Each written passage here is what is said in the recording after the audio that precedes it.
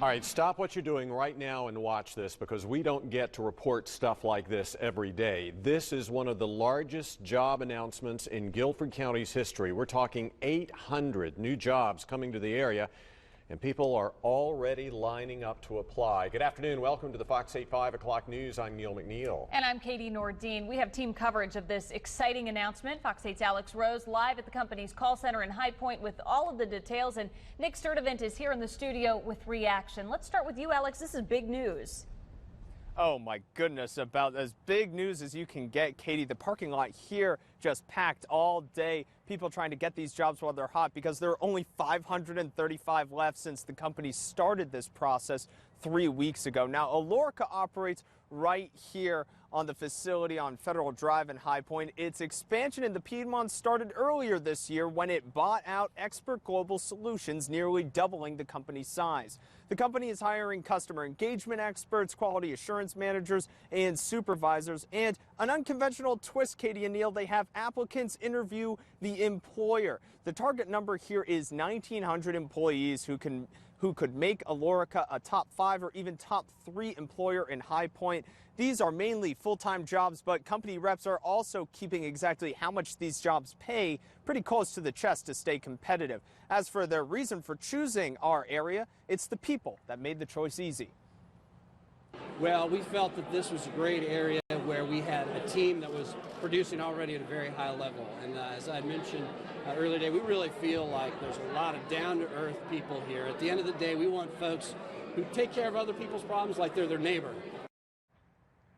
Now, if you want a job here, you can obviously apply online, but folks with the company are encouraging folks to show up right here to the location on 4336 Federal Drive in High Point and apply in person. Come meet the folks. At least they interviewed at least 200 people today, Katie and Neil.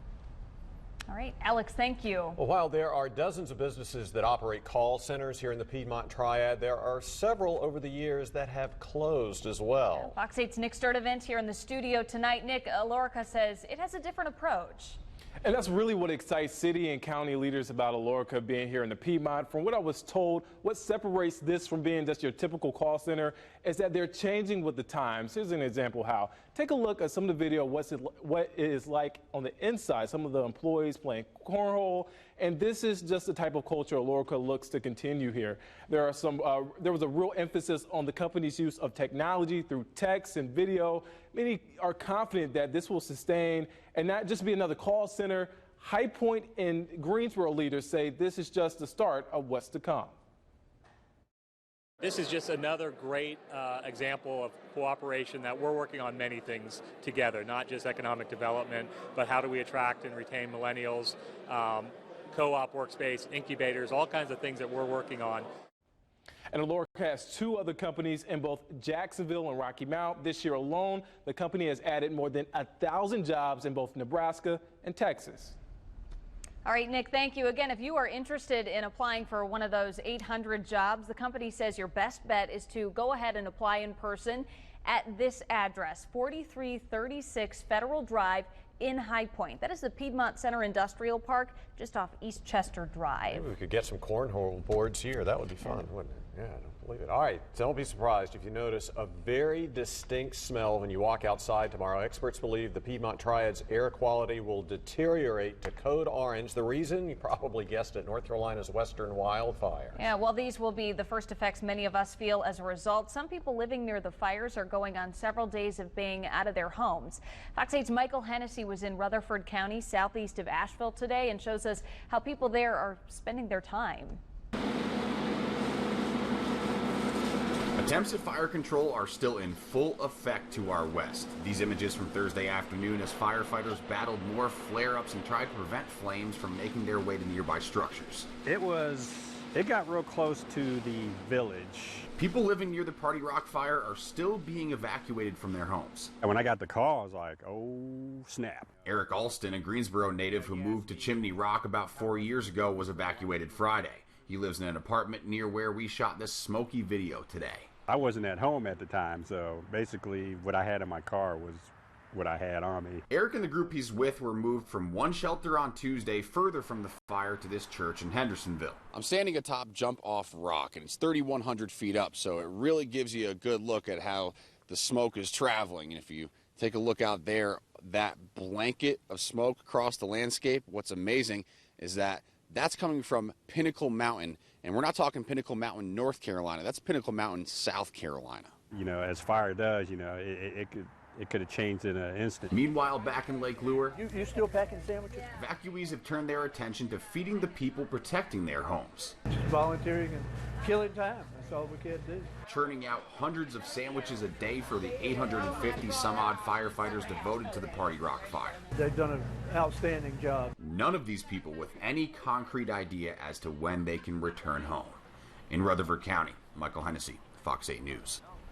The code orange for our area is expected to have air quality index readings of about 133, whereas our average for this time of year is about 40. All right, firefighters are taking to the air across the southeast to survey the land and drop water on fires. Around 5,000 firefighters are now on the ground in western North Carolina. Many have experienced battling fires in the western states, but these responders say there's a major difference here in western North Carolina. The leaves that bring people to the Appalachian Mountains are fueling all of this.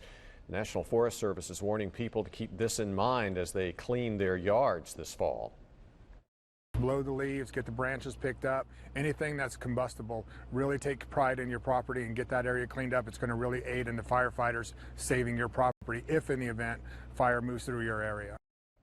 Well, the State Forest Service is bracing for a cold front, which could bring more dry air and wind gusts to the area. Well, Fox 8 Max Weather Chief Meteorologist Van Denton's keeping an eye on the wind. And Van, it looks like tomorrow could be very different for us here in the Triad. Yeah, for the first time, we get a more sustained wind out of the southwest, and that brings the air from the area where the fire is in our direction. So today, we actually had a little bit of a wind shift that helped Charlotte. They were getting that smoke blown in their direction. Today, the wind shifted more due south to north, so it took it more up toward the mountains, Watauga County, Avery County, and not so much around Charlotte. So their visibility actually improved today. We were still in the yellow shade here across most of our coverage area, just some of the mountain areas and a little bit of Iredell County and Rowan County in the orange. Well, tomorrow, with the southwest wind, some of that smoke is expected to be blown in our direction.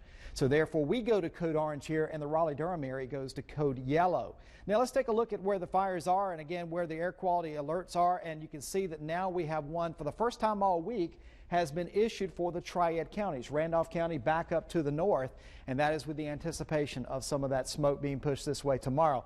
Now visibilities are a little bit lower close to the fire. You can see 6-7 miles, everyone else showing 10. That basically stands for unlimited visibility where there's no issues, but closer to the fire there's a little bit. And today's winds were out of the south, but they start to shift as we go into tomorrow. This is at 1 o'clock, and you see the air is going from south-southwest from this direction back to the north-northeast, and that brings it up in our direction. So therefore, we're watching for that tomorrow. I think more concentration in the far west, but with time, we'll get some of that smoke, even that had been pushed to South Carolina, to get brought back up here because they've just had an area of smoke just kind of lingering in that area. But then look by late Saturday what happens. The winds shift directly out of the northwest. That'll help us all. When that happens, fresh, clean air from northwest where there are no fires will be blowing in, and that will help all of us. But that'll be bad news for folks this way and down into north and upstate South Carolina and even Charlotte, as more smoke will be blown in that direction when that happens. And if these fires keep on going, we'll have to watch wind directions for weeks until it's done, because at other times it could get blown our way whenever we have a southwest wind. And as far as something that will help put the fire out, in addition to the firefighters, is we need rain. And we're still looking at that front Saturday with only a 20% chance of rain, not much to it at all. Next week, Wednesday night, Thursday morning, just before we start Thanksgiving, we got another front moving in. Small chance with that one at 30%. And then late in the month, models are kind of going back and forth within a couple of days of the next front, showing now Saturday, November 26th, but still only a slight chance. So the prospects for the rest of this month don't look very good for rainfall. So we hope that'll change. I'll have a more detailed forecast for you in a few minutes. Well, final preparations are underway for a Piedmont Triad tradition. Yeah, the Tanglewood Festival of Lights starts tomorrow in Clemens. This is the 25th year of the light show, and each year gets bigger with more light displays. And this year, UNC School of the Arts students composed original music to accompany certain displays. is such an important event for the people in our community, and we get a chance to meet and talk with on social media people that have attended the show every single year, and it's just such an honor to have been a part of that. The Tanglewood Festival of Lights opens tomorrow evening at 6 o'clock and runs through Sunday, January 1st. We know many of you look forward to the Roy's Folks Crafts Fair every year, and things are coming together well. It's a two-day event that kicks off tomorrow, and it's your best chance to get a look at all of the amazing things Roy's Folks have made. You may even find some unique Christmas gifts, too. The Crafts Fair runs from 7 a.m. until 6 p.m. tomorrow and 10 a.m. until 6 p.m. on Saturday. It's in the former JCPenney location at Oak Hollow Mall in High Point. It costs $3 to get in. Adults 65 and older get in for just $2, and all of the proceeds benefit the Fox 8 Gifts for Kids campaign. All right now you have the opportunity to enjoy a nice dinner and help people in your community. The 25th annual Feast of Caring is going on right now here at the First Baptist Church off of West Friendly Avenue in Greensboro. This is video of today's lunch event. Tonight's dinner, which, like the lunch, features soup and other food from some of Greensboro's top restaurants, gives you the chance to support the Greensboro Urban Ministries and its programs for people struggling with homelessness. If you'd like to take part in the Feast of Caring, you will need to make a donation of at least $25. That'll get you a meal and a piece of handcrafted pottery or 5 donor cards designed by Greensboro artist Bill Mangum. Now, as we've reported before, Mangum started making the honor cards after befriending a homeless man many years ago. Last year, Greensboro Urban Ministry raised about $250,000. Across the state, the honor card raised over $650,000. And in its history of 29 years now, it's raised $6.5 million.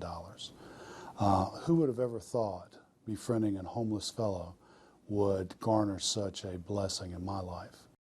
Great story from Bill there. Again, the Feast of Caring going on now at the First Baptist Church, West Friendly Avenue in Greensboro, just outside of downtown. It ends at 7 o'clock tonight.